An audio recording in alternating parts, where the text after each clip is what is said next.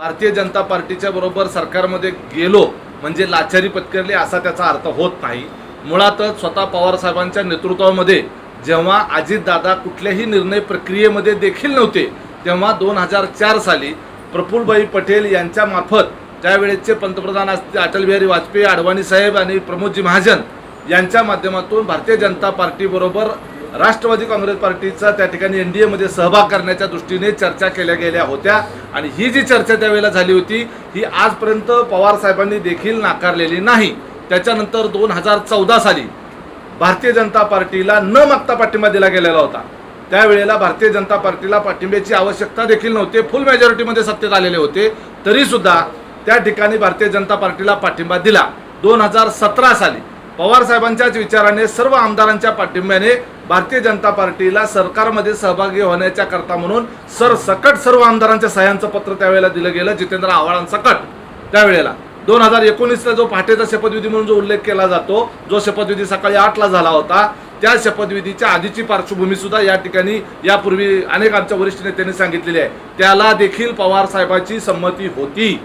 आज हे जे पुरोगामित्वाचा आणि सेक्युलरिझमचा डंका जे पेटवतायत ना आणि डंका मिरवतायत, या दिशेनं जायचंच नव्हतं तर त्या दिशेनं चर्चा कशाला केलेल्या होत्या?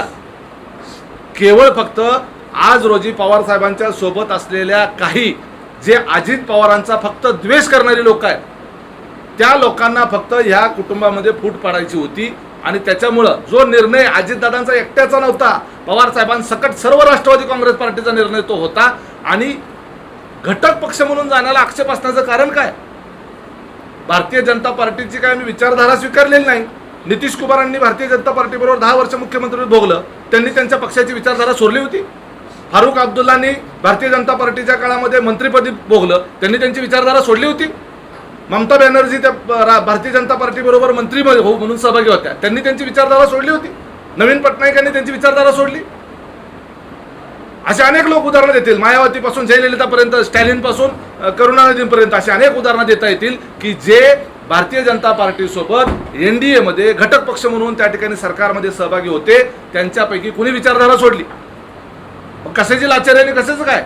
आम्ही त्या ठिकाणी महाराष्ट्राचं हित बघून, देशाचं हित बघून, पुढच्या भविष्यकाळ पुढचं जे दिसतंय ते सर्व पाहून आणि नरेंद्र मोदी साहेबांचं नेतृत्व बघून त्या ठिकाणी भारतीय जनता पार्टी बरोबर सरकारमध्ये गेलेलो आहोत आणि एकदा शब्द दिल्यानंतर पाळणारा आमचा नेता आहे। अजितदादाला तुम्ही शब्द द्यायला लावला आणि पुन्हा युटर्न घेतला तर दिलेला शब्द पाळणाऱ्यापैकी अजितदादा आहेत, माघार घेणाऱ्यापैकी नाही।